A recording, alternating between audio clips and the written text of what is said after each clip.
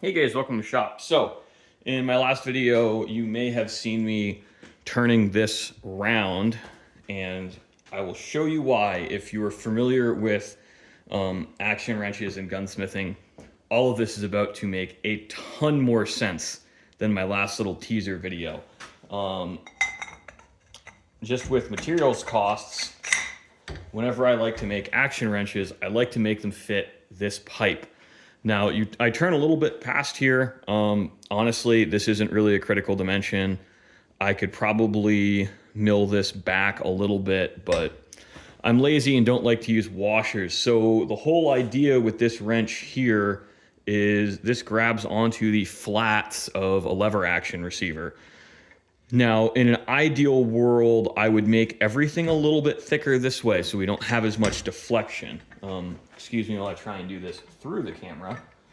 I have not found you need to go thicker. This stuff is 4140. I actually can't remember if it's annealed or pre-hard. In all honesty, with the light cuts this took, it's hard to tell in the machine.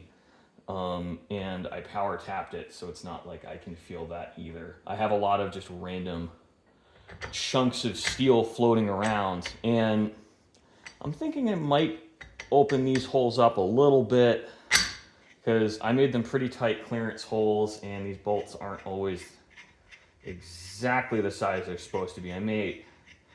It's a little slow this week. Unfortunately, with the tariffs, business has slowed down, and I'm having trouble getting parts in. I think everyone's shitting bricks about what the economy is going to do, so I have a little more free time. I could bang those guys open on the drill press. I think I have, I want to say, a 1732 drill bit. That should give me plenty of clearance. Or I can just go straight to 9/16. I'm not sure. I'll probably use the 1732 just because, like, I don't like the idea of this being able to squirm around when we're clamping on the wrench. But these are a really great way to save materials if you're doing lever action. I mean, I need to snipe anyway on a lot of my other wrenches. I have some Wheeler wrenches. I had Brownells at one point. I actually sold them because someone wanted to give me more money than they were really worth to me. And you know, for lever actions, there's really no point buying the custom wrenches. Even if you just have a drill press, you could make something like this very easily. And if you're buying it, you can get a bar of 4140 for not a huge amount of money, but it's not super cheap. I think it's like $75 or $90 shipped from McMaster Car, which is where I usually buy it.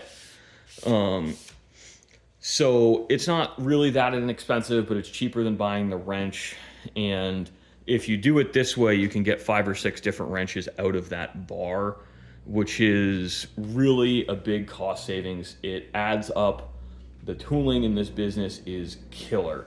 You really get nickeled and dimed to death, which is unfortunate.